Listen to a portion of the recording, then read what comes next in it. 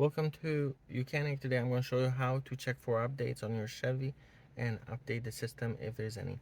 So what you want to do is you want to press the home button, you go to settings, and then you go to system.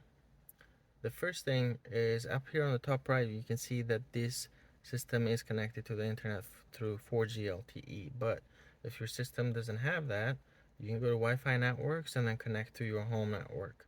Okay, so once you do that, then you go scroll down under system, go to updates, and the system, once it's connected to the internet, it will check if there's any new updates.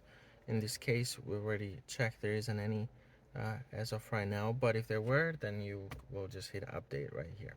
So you can say no updates available in this case. So this is on a 2023 Chevy Bolt, but the procedure is similar because Chevy uses the same system on a lot of their models around this time frame. So that's how you check and run updates on a Chevy vehicle. Thank you for watching Mechanic, where you can be the mechanic.